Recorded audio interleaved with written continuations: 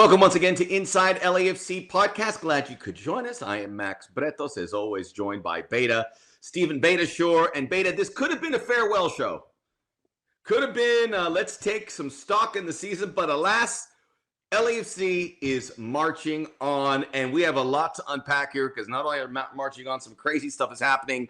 And the MLS Cup could actually go through Los Angeles. But first things first, good to see you. And we will have more shows. We'll have more Inside LAFC podcasts for everyone's listening pleasure. Yeah, I'm excited just to have more shows, just so I get to see your beautiful face again. You know, it's obviously nice LAFC won, but the real reason I just wanted to see you again. That's all. We can just do this for ourselves, and I can pop up. We can get on this just our streaming service here. Yeah, huh? No, it was a good victory. Some little nervy moments, but the boys came through, which we knew they would, right? We talked about it last week. We knew they would. We knew they would. And we're going to talk a little bit about we talked so much about the formation and the personnel.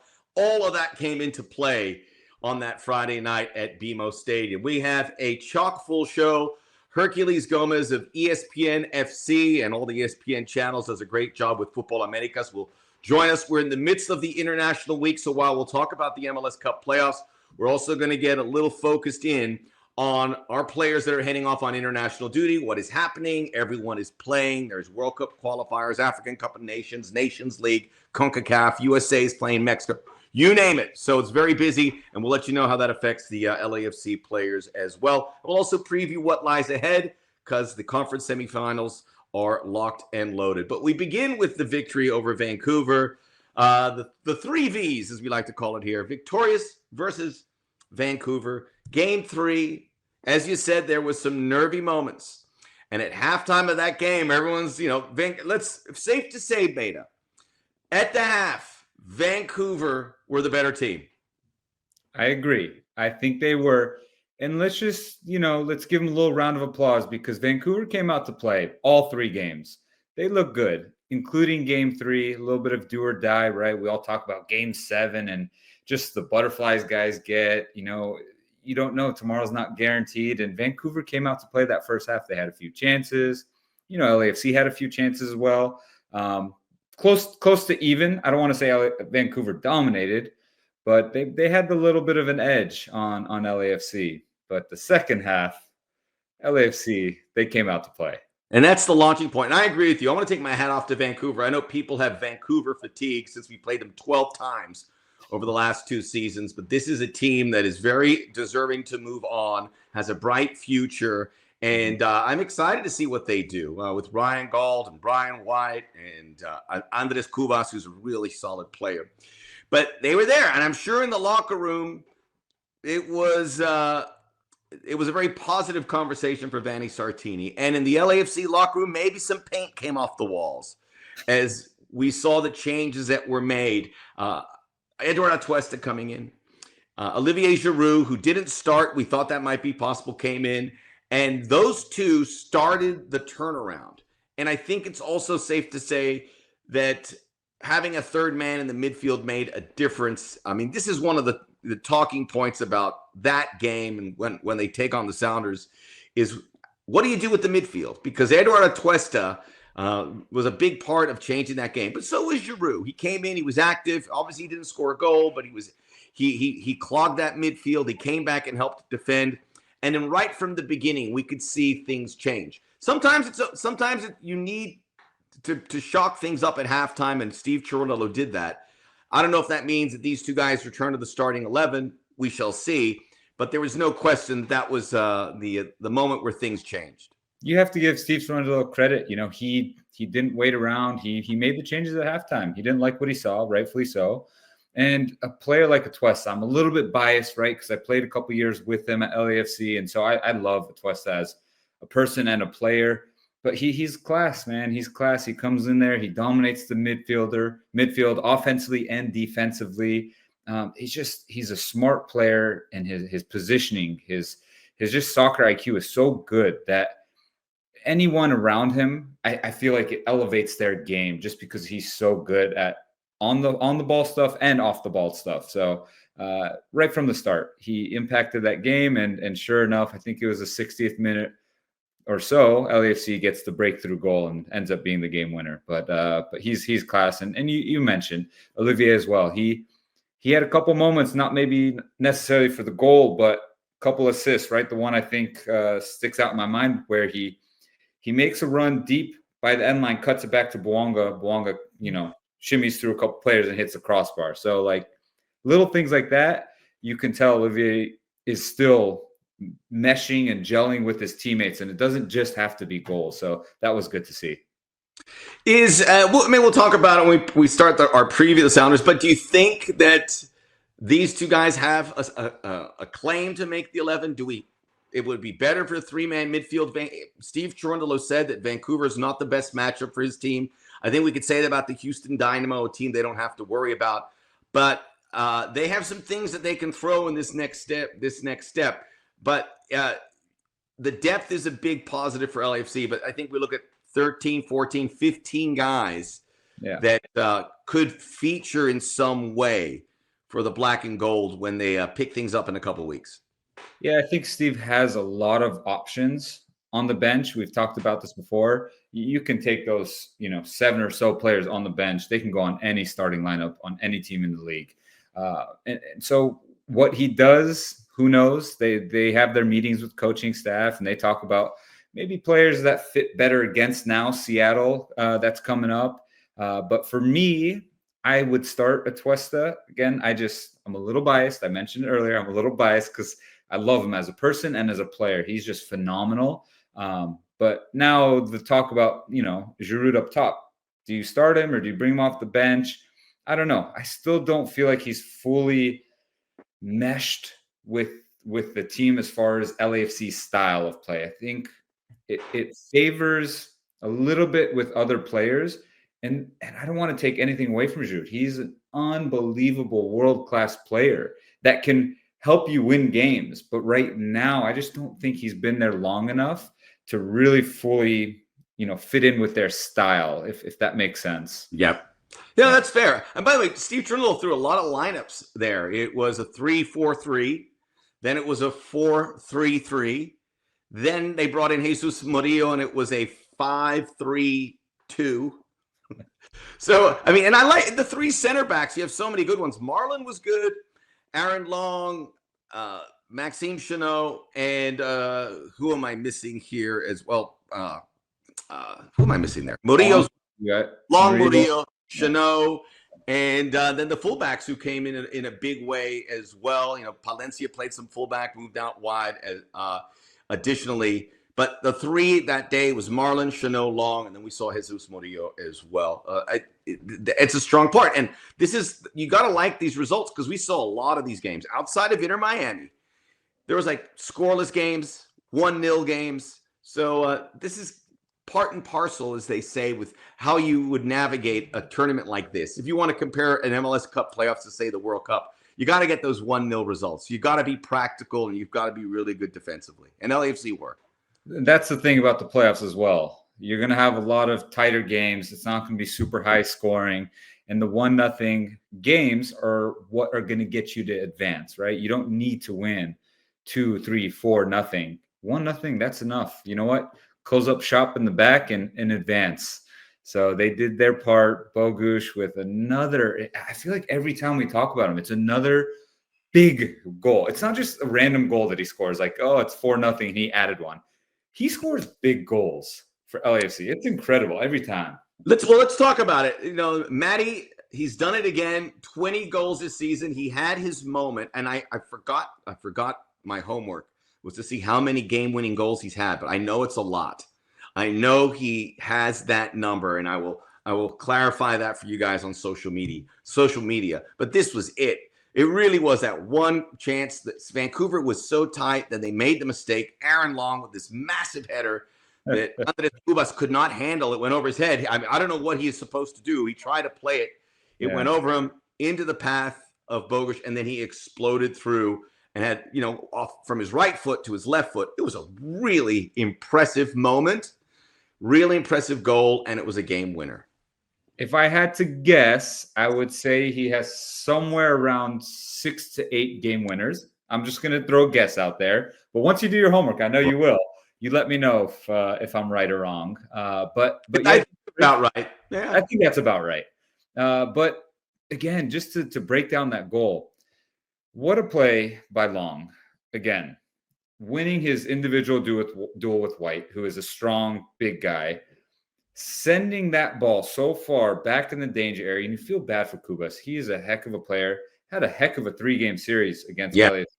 And you can tell he doesn't really know what's behind him, and he gets a little deflection on it. And unfortunate for him, it goes straight to Bogusz. But the first touch, the second touch around the fender, the third little touch to set up his left-footed strike, which is difficult going that fast.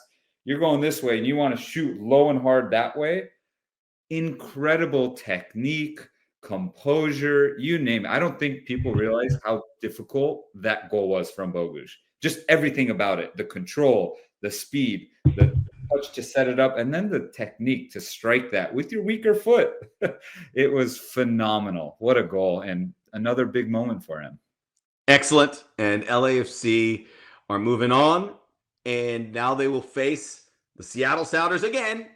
That is Saturday, November the 23rd at BMO Stadium. So go to LAFC.com for tickets. You don't want to miss that. We have documented this a fair bit. We'll talk more about this matchup on next week's show. But LAFC has won the 2 league games. They won the matchup in Leagues Cup. They won the semifinal in the Open Cup. They won. I brought that up, and some of the Sounder fans tweeted me saying, "Oh, I'm sure you're happy you brought that up." I go, "No, I bring that up because to me, the Sounders feel like they are going to be due, and this is what they want. It's in front of them. LAFC is at home, playing well. They're going to be healthy. Hopefully, everyone returns from the international window in good shape. But the Sounders, who also remember they beat the Dynamo in 2 games.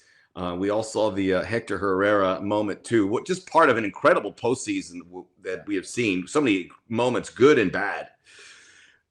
They're going to have off. They're going to have a 3-week layoff, which won't favor them. But I think that they have a great coach. They're going to be dialed in, and you talk about a rah-rah moment. They're going to be healthy to go, we got to win this. We're not going to let them beat us again. I don't know how it looks out. I think LAFC are the favorites, but Seattle's going to come with an axe to grind.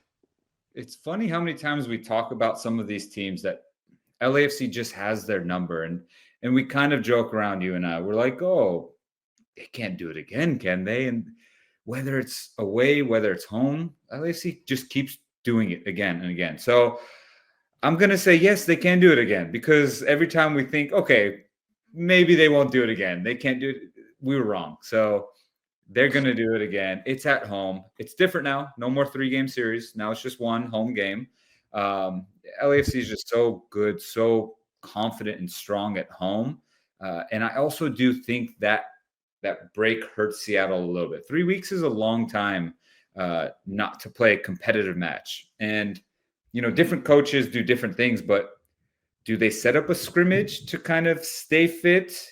You can only practice so much at a competitive pace and a competitive environment. So do you set up a scrimmage, but it's still not the same when you're in a packed stadium, in front of your either home team or away team, and just the energy is just going. You can't replicate that. So it'll be tough for them to wait for 3 weeks before they come to LA and try to hand the first defeat to LAFC in a while for them. I don't even know the last time they beat LAFC, honestly. It's been a minute. It hasn't been this year. And some of the games earlier, it was pretty one-sided. So I think LA still be confident. It's proven to be a good matchup, and we will preview it more next week. But just some homework to do. Does LAFC play with 3 in the midfield? What is the status of Olivier Giroud?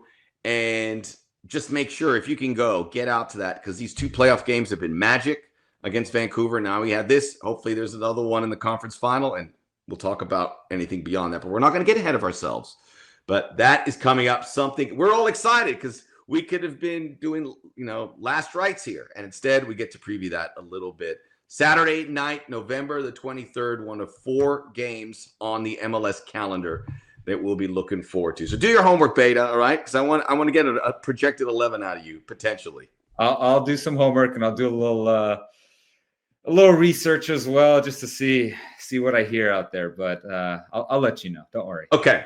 I'm going to move along here because I know we had some talking points, but the MLS bracket, I want to talk about that in particular, and it was crazy.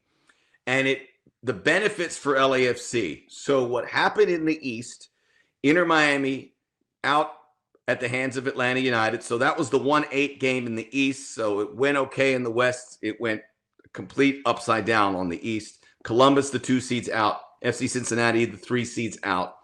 Orlando's now the highest seed there as the 4 seed. They beat Charlotte FC. That went to penalties. A lot of these games went down to the wire. They were very, very close. Mm-hmm. So with everything that's happened there, LAFC has first shot at hosting MLS Cup. It would be this order. LAFC, if they advance, then the Galaxy, then the Sounders, then Orlando, and then Minnesota. So the 4 teams in the West are in good shape. So it's all for a very good chance that the MLS Cup is going to be in a Western Conference city, probably in the West Coast. We shall see. By the way, what was your thoughts about that Inter Miami and Messi going out? Because this is the biggest soccer story in the world. Everyone's talking about it, just in the U.S., but overseas as well. Well, big shout out to my good friend Rob Valentino, who I played with back in the PDL days of the San Jose Slugs. Yeah, so big shout out to him. He's done an incredible job. He's been an assistant for them for a long time. Had a few little interim stints with them, including this one. And every time he does well, and I'm just kind of shocked. I talked to him afterwards. I'm like, man, how are they just not giving you this job full time? And hopefully, after this performance against Miami and an unbelievable record-setting team, that he gets the job full time. But let's just talk about pure excitement. And it says right here, madness. MLS playoffs have been edge of your seat. Wild. What is going on? I can't believe this. Columbus favorites, Miami favorites, Cincinnati even maybe not as favorites, but I thought they were a dark horse to go all the way too. They have a very good team, and they're all out. They're done. And again, watching that Miami versus Atlanta game, I couldn't believe it. And everyone was tuning in, and for them to just get knocked out to an 8 seed. Wow, what a game. I hope it continues. I just hope it continues. I'm having fun as a fan watching. Well, you know what I noticed too? That Inter Miami kind of became the villains. And a lot of people on social media were happy. They're the MLS lifers for whatever you want to call them, were happy. And look, there's no doubt about it. Messi and Miami out of the playoffs. Less people are going to be dialed into these MLS Cup playoffs. But it's not a bad thing because everyone expected him to run right through here and this team to win it. It was just a reminder that, MLS playoffs are a different animal, and you don't just hand them the trophy. So they're going to come back next year. They got to be better. They're going to be retooled, and they're going to want to get it right. So that's a great story for next year. Yeah. While some of the casual fans may not tune in as much, I think this was good for MLS. And anyone who thinks that the league office are freaking out, sure, a little bit. Yeah, they knew the missed opportunity. But Messi's going to be back in 25. He's going to be back in 26. So that's all good. And I'm excited for Atlanta because it shows this is a team that they sold, I think, $50 million worth of players. Giacomakis, the striker, Thiago Almada went down to Brazil. I mean, a lot of sales. And they have an owner with deep pockets. They're going to be very active in the offseason, and this could be the revitalization of this Atlanta United team, which LAFC gets compared a lot to because they joined the league 1 year after each other with big aspirations. Both won an MLS Cup. Maybe that's the MLS Cup final down the road. Yeah, who knows? And I don't know if you saw it or not. I want to get your thoughts on Jordi Alba's comments afterwards, after they got knocked out, about the playoff system isn't fair. What do you think about that? Did you see that? What yes. He said? Well, the best of 3 gives the higher seeds a better chance, or it should. It should, right? Game. You have 2 games at home. He said he wanted to do the champion of the East versus the champion of the West, which isn't a bad idea. It's not. We would have had Inter Miami LAFC, but yes, we like our playoffs here, right? We like our playoffs. The reason I agree with that was because I've been fortunate enough to have the Supporter Shield a few years, and you don't win it every year. It's only been 1 year that I actually won MLS Cup where I won the Supporter Shield. So I kind of like what he said. They're like, oh, it gives you a better shot. You go straight to the finals. But we love playoffs here. And look, you have 3 games, 2 at home to beat Atlanta, the 8th seed. Come on. Like, you can't be blaming the system or anyone else. You should have taken care of business. Back in 2018, I'm going to bring up a sore subject, but when we lost to Salt Lake when I was with LAFC, they had 2 shots on goal, 3 goals. Just picture that. So if we had 3 games, we all said, there's no way they would have beaten us out of a best of 3 series, even 2 games, 1 home, 1 away. Man, so I think if you have 3 chances at a team, you should be winning. I don't think it's a reason for someone to say it's not fair. So, yeah. And by the way, nobody wants to have that all-time points record. LAFC had it in 2019. They didn't make a cup. New England had the points record a year later. They didn't make it. And now Inter Miami had it. And they don't make it. Do you know the last team that won it, actually, that had it? No, do you? 2017, Toronto FC, Toronto FC, my friends. Yeah, I should have given it a beat and given you a better it's better. The Triple Crown, right? The only treble in MLS. That's right. Yes. So it does happen. It does happen, but it's very different. Well, this is the news. Everyone knows about it. I'll just repeat it. LAFC, if they keep winning, they never have to leave BMO Stadium. They would have the conference final, and if they win the conference final, they would host MLS Cup, which is stunning. It really is stunning that it could be that way. You have an all-New York matchup in the conference semis, New York City FC and the Red Bulls, and you can have an all-LA Western matchup. So there's some really enticing games ahead if we get them. And hopefully LAFC can churn along. They could be the beneficiaries of all this bracket madness. Just madness. Yeah, I agree. I think they will be too. Yeah? I think so. Look, you can't have all craziness going on. At least the West is handling their business. The East, who knows? I just want LAFC Galaxy final. Yeah. That would be huge. That would be huge. And that would soften the Messi blow. If that happens, I'll come down. I'll come down to the game. All right. I'll come see you. Look, did you hear that? You just sweetened the pot. So we're going to have to wait for all of that, Beita, because it's the November international window. LAFC, the following players will be joining their national team. This is important. You got to keep tabs of this because you don't want them to get into any snags. Denis Bouanga is going to join Gabon for African Cup of Nations. Gabon, I have it here. They have games against Morocco, the best African team, and they travel to the Central African Republic. They need to win one of those, and they'll qualify for African Cup of Nations, which would be great for Denis Bouanga. It's like the Copa America, but for Africa. Then we have this amazing news of Kai Kamara coming out of retirement to join Sierra Leone. They are going to play Chad, which they should beat. Chad's not got much of a soccer pedigree. And then they face Zambia. They're probably going to have to win both to qualify. But clearly they asked for Kai to come back, see if he could provide a spark. That would be huge for him and his country. Mati Bogusz called back up to Poland. Poland plays Portugal and Scotland. I think the last time he didn't get called up in October, but he got called up in September. He started a game for Poland, and he just got that goal. So the Polish national team, I'm sure, is pumped. Kike Oliveira will join Uruguay. They play one game against Brazil. Enough said. World Cup qualifier. And then Nathan Ordaz got called in for El Salvador. So we're very happy. So 5 players. Maxime Chanot's not going to go to Luxembourg. David Martinez not called to Venezuela. Maybe their chance will come down at another time, but they get to stay here.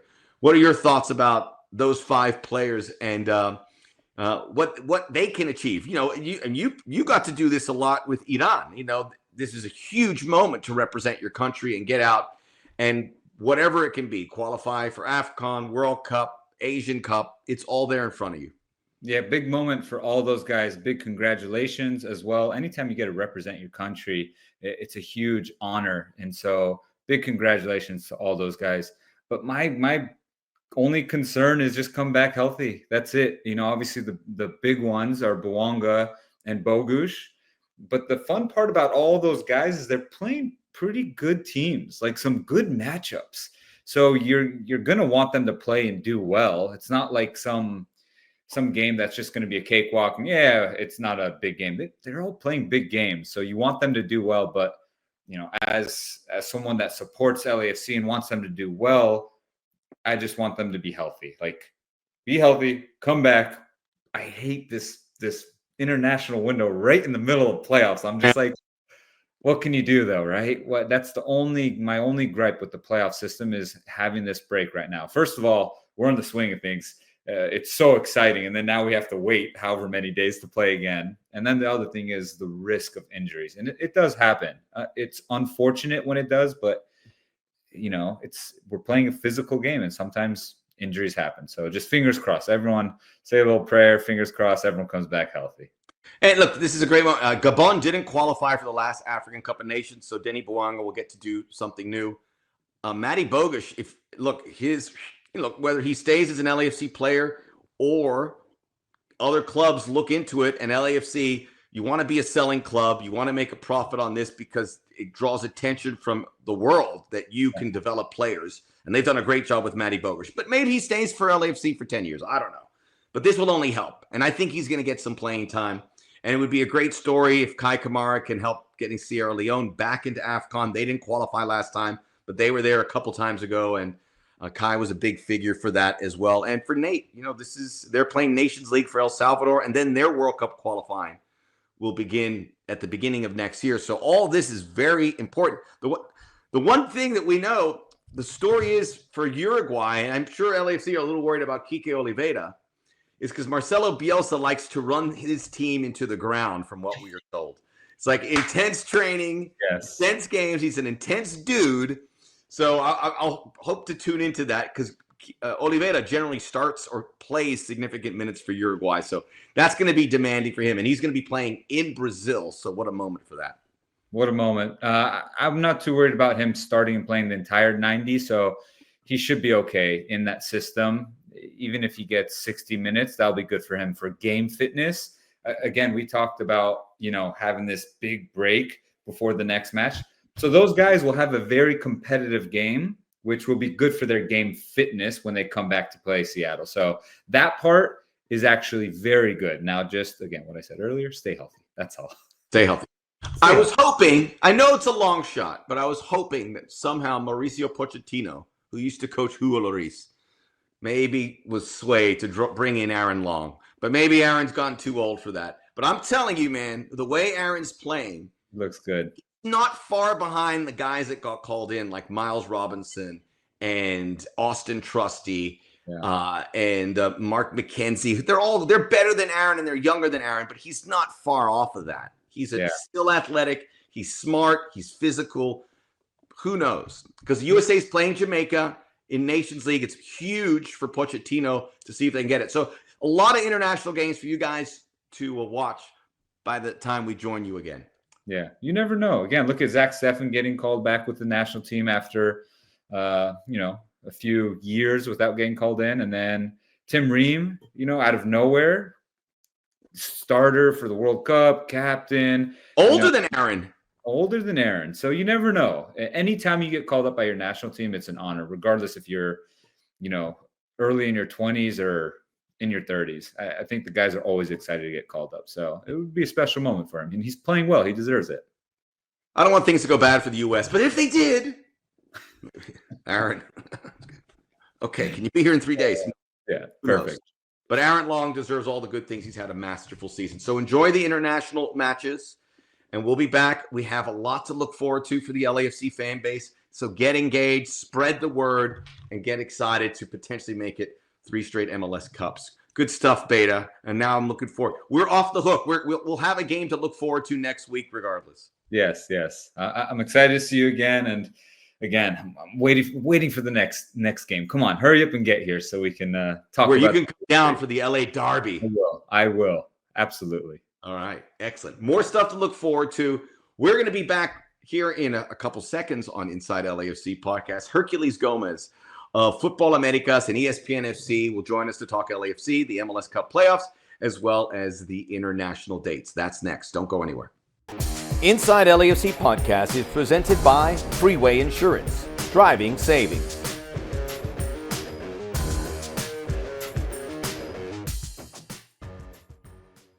Welcome back to Inside LAFC podcast. We are very happy to welcome someone you know and love.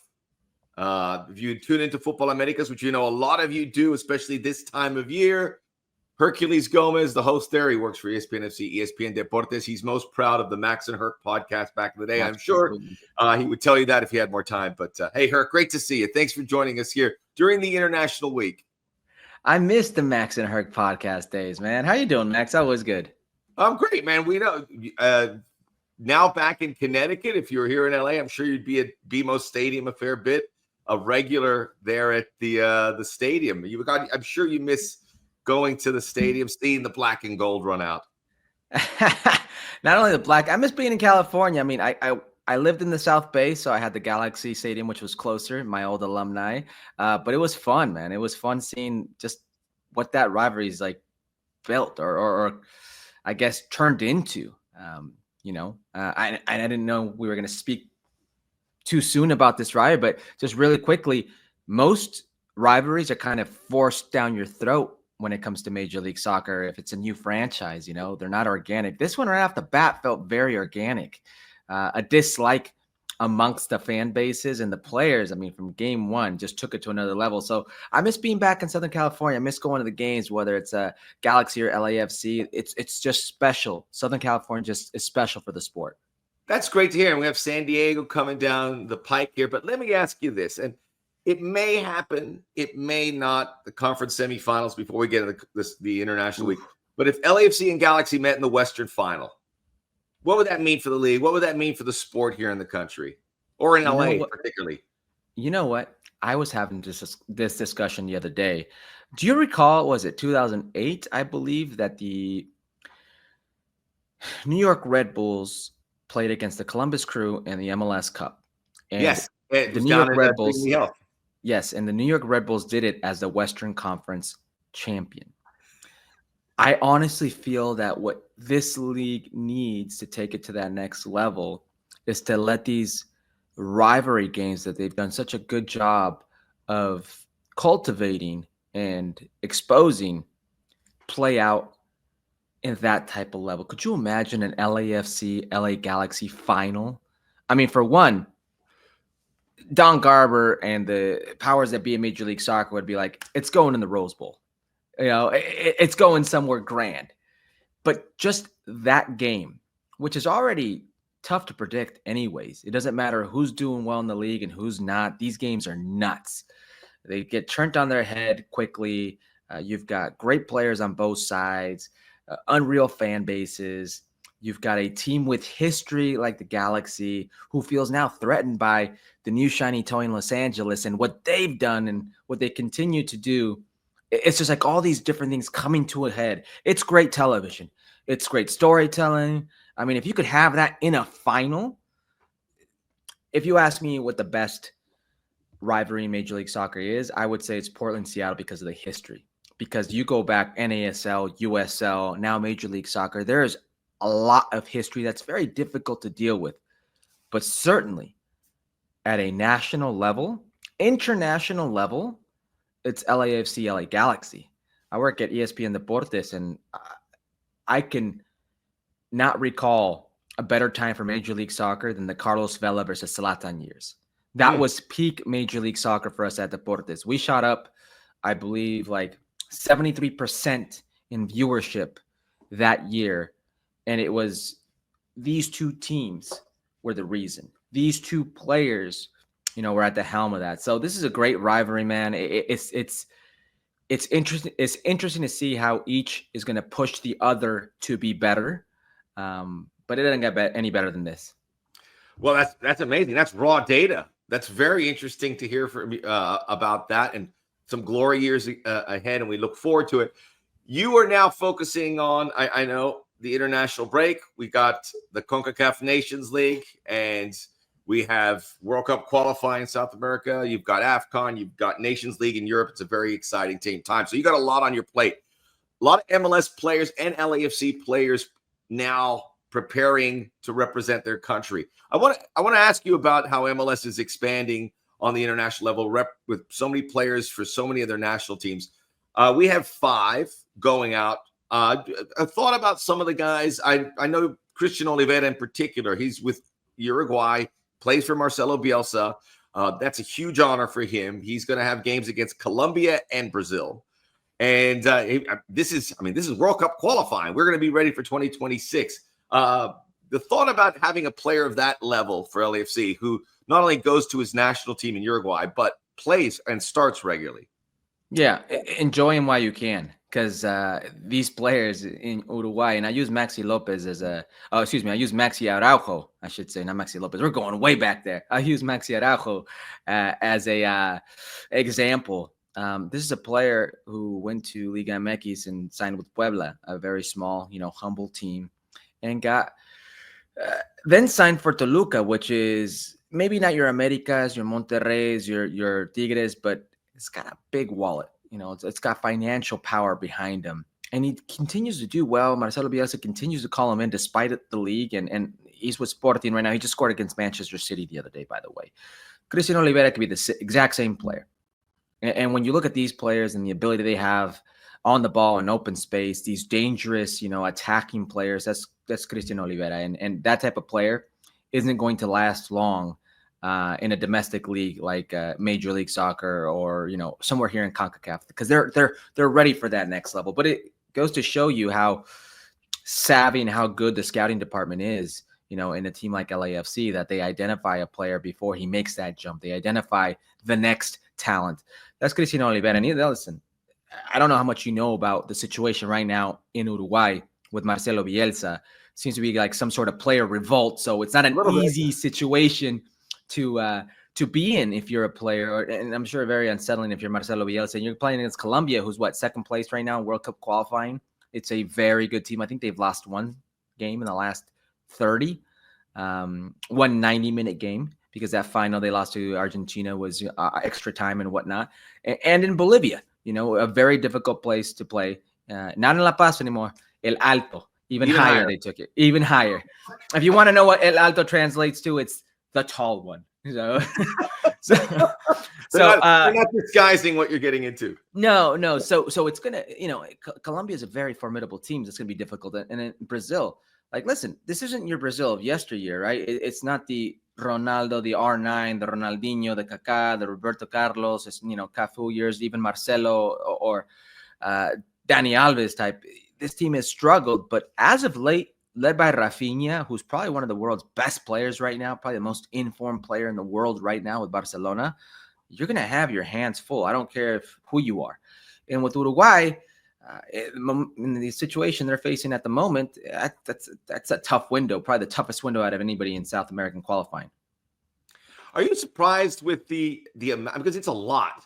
When you look at South America, which, you have Europe, South America is right there. World Cup winners in the past, Argentina, Brazil, Uruguay. One day Colombia is going to win a World Cup. I am confident to say that. But the amount of MLS players that are on these national teams, and I mentioned Christian Oliveira, there's players on Uruguay, there's guys on Peru, Paraguay, Andres Cubas with Vancouver starts for Paraguay. They're starting to see Cucho Hernandez of Columbus getting call-ups for Colombia. But you see, it used to be one or two, but it feels like it's 10 or 15 and growing. How have you seen that phenomenon, I guess, for lack of a better word, with MLS players representing not just teams around the world, like Mati Bogusz, who's going to Poland, but specifically in South America? Yeah, and ex-MLS players, ex-LAFC players, and Brian Rodriguez, who's getting another, national team call-up with Uruguay. It seems to be the norm now. This has turned into a platform for these players. It used to be that Major League Soccer would, try competing for the player that, Liga MX was done with, would try competing for the player that was in the tail end of their career.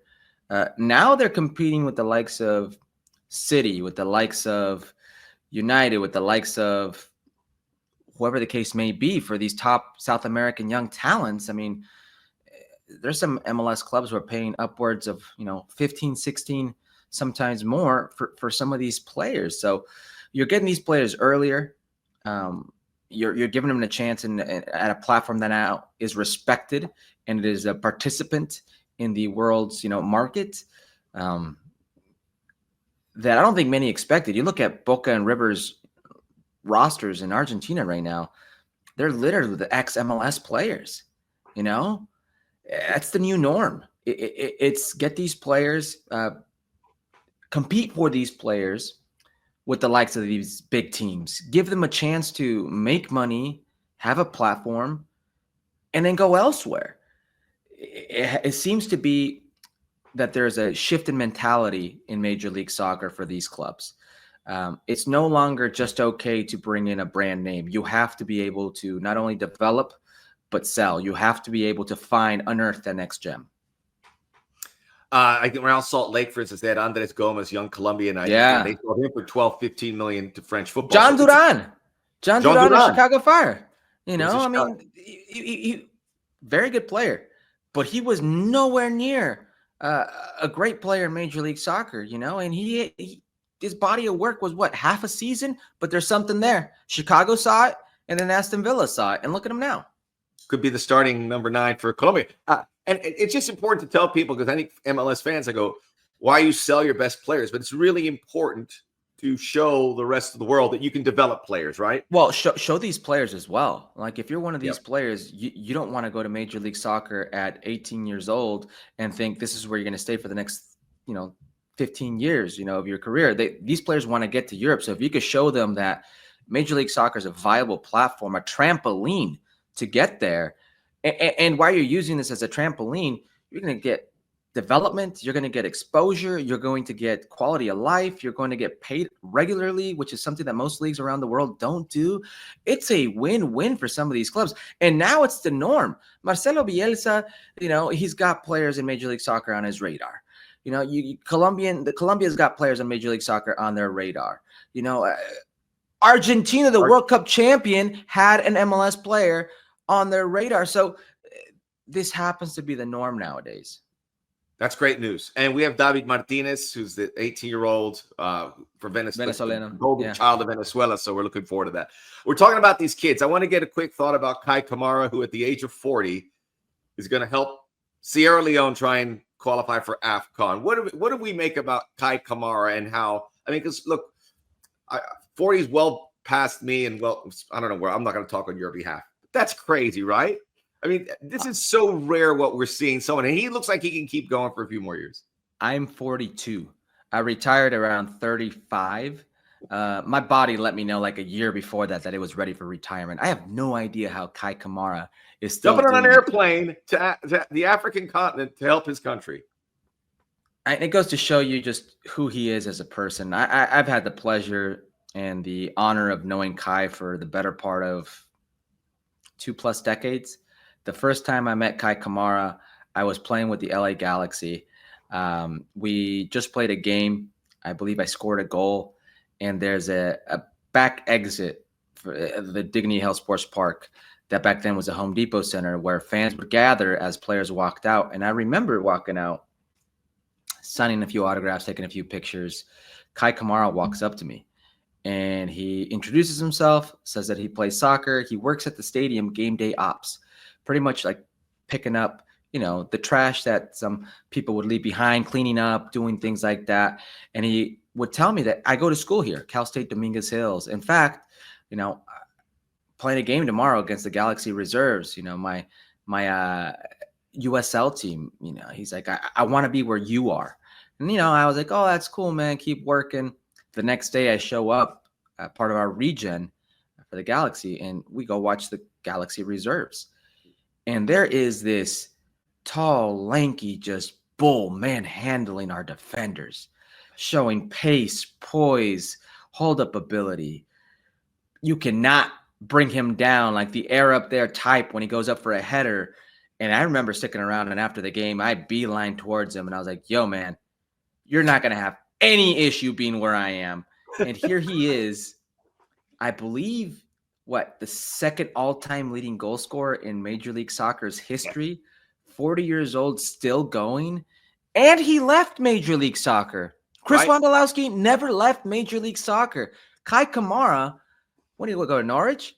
Norwich, and I was it was another English club for a minute, but it was Norwich for like a season and a half or so. Yeah. So and this I think guy, he was in Finland too. I think he was in one of the Scandinavian countries. So this guy just continues to be productive despite his age, despite the time he's here, despite the many environments he's been in, which is very important because it's very easy to find a setting you are comfortable with and thrive there. But to prove you can continue to do it over and over and over again, no matter where you are, and now to finish his career in his hometown of Los Angeles, that's an amazing story. And Kai is one of the all-time good guys of this game, and I'm glad to see him, getting his worth. But it would be great if he could lead Sierra Leone into the AFCON. That would be. And look, that was your first day as a scout. You went up to him and said, "Hey, man, don't worry. You're gonna do just fine." So excellent. Look, a lot of our supporters I know are getting ready for the Nations League here in CONCACAF. USA's playing Jamaica, first leg down there. Mexico is going to San Pedro Sula and Honduras. Canada, which is loaded with MLS players, taking on Suriname and I think Costa Rica, Panama. Let me talk about the USA game because I know you guys are discussing that a lot in Football Americas. And Mauricio Pochettino, early returns. He's been on the job for 2 months or so. How do you see the job he's doing and projecting forward with the 2026 World Cup coming closer and closer? Well, not a lot of body of work, right? And we got to be patient with Mauricio Pochettino, let him do his thing. And I sometimes think fans deserve to demand and hold people accountable. But it's unrealistic to think oh, this is the roster? This is it? Yeah, well, this is what you have. He's not going to unearth some player you've never heard of, and all of a sudden you're going to be wowed. You didn't bring Mauricio Pochettino in for that. You brought him to do something with a player pool you thought wasn't getting to that next level with Greg Berhalter. You thought that it was Greg Berhalter holding these players back, right? Well, okay, so that's what you need to see. Certainly, I would say a adequate showing against Panama and a subpar game against Mexico, a team that U.S. men's national fans have become accustomed to beating, to manhandling, to humiliating. And now you lose this way. And what I would say is Mexico's best game in the last 5 years, right? But a little bit of context. You're missing, 8 starters? Among them, the best player in CONCACAF. Yeah, you're missing 8 starters. Among them, the best player in CONCACAF at the moment, which is Christian Pulisic. You're starting 9. That was Folarin Balogun. You were missing a center back in Chris Richards. You were missing Serginho Dest. You were missing, I can go on. The list goes on and on and on of players. Giovanni Reina, Weston McKennie, important players you were missing. Well, you're still going to be missing some players, especially up top of the 9 position. But you've got a better opportunity now of working with the base, of seeing these players up front if you're Mauricio Pochettino. So as a fan base, us watching this game, you should have a better idea of who the U.S. men's national team will be going forward. So remains to be seen. It's still very incomplete because it's still very early. Let's give him the benefit of the doubt. But the U.S. men's national team has proven to not do well away from home. When they're away from U.S. soil, they struggle, and it doesn't matter against who. They've done it against Panama. They've done it against Honduras, which I would argue this, was saved by Ricardo Pepi because that was a very subpar first half, and then Ricardo Pepi comes on in that Greg Berhalter era and turns the game around. But this is a national team that doesn't matter where they play in CONCACAF, they struggle. So are we going to see something different? What's the posture going to be like? What are these players? How are they going to react? Will there be a shift in mentality, execution against what I think is an enigma of a Jamaican national team? I really don't know what to expect because they've got a higher ceiling than probably any national team in this region, and they end up letting you down most of the times, majority of the times. But they got the players that are in the Premier League, the Championship. They got a few very special players when it comes to a Leon Bailey. But even a Leon Bailey has never been Leon Bailey for Jamaica. He's never been the Leverkusen or the Aston Villa Leon Bailey. So it's a bit of an enigma for Steve McLaren's, team here. Quick thought. Is Mexico going to be in better shape, you think, moving forward? Or are they turning the corner a little bit? You're not going to change the player pool. So that's going to be a no. Yeah. But if you're Javier Aguirre, you're not going to pretend to be something you're not. And I think he's brought that to the Mexican national team. He's brought fight, grit. He's brought a little bit of, being pragmatic, which was desperately needed. They would get picked apart all the time because they were used to a more free-flowing, build up, free-flowing attack, not so much defensively where you needed to roll up those sleeves. Well, Javier Aguirre's toned that down. No. Back to our basics. We're not that good. We've got to play to get results, not play to put on a show, because we don't have players that could put on a show. And the majority of players you do have aren't in a good moment. But all of a sudden, you've got a player who's in a very good moment, and he's doing it in the Premier League against Raul Jimenez. Yes. The only thing is, Raul Jimenez is he's a great guy and an unbelievable story. But he's never, and I would argue probably the best story in all of CONCACAF right now, the resurgence of Raul Jimenez, because that's an unbelievable thing coming back from that horrific incident with David Luiz, where, if you speak to Raul Jimenez, if you speak to those around him, they feared for his life. Yeah. Forget playing the game. They feared for his life. So to see him at this stage of his career, 33 years old, have this type of resurgence is unbelievable. But he's never been that guy for the Mexican national team. Before this game against the U.S., which is now his marquee moment, I would say, the last moment was a bicycle kick he scored against Panama that kept them alive, kept them in that World Cup hunt in the dying moments. But that was the last moment, and that was 2013. How do you keep this all in your mind? This is amazing. We've gone all over the world. And for our LAFC fan base, we know we have to wait for that game against Seattle, but you have a lot of international football. Check out Football Americas with Sebastian Salazar and Herculez Gomez for all information. But there's a lot of good stuff, so enjoy it. You enjoy it too, my friend. I know you got to crunch a lot of numbers ahead of these games. Great to see you as always. Always. I'm an ex-Seattle alumni, and it's going to be a very difficult game. You're endearing yourself to our fan base here. Galaxy, but nothing would give me more great pleasure than seeing the LA Galaxy and LAFC square off in a Western Conference final. And the winner of that will be your MLS Cup champion. There you go.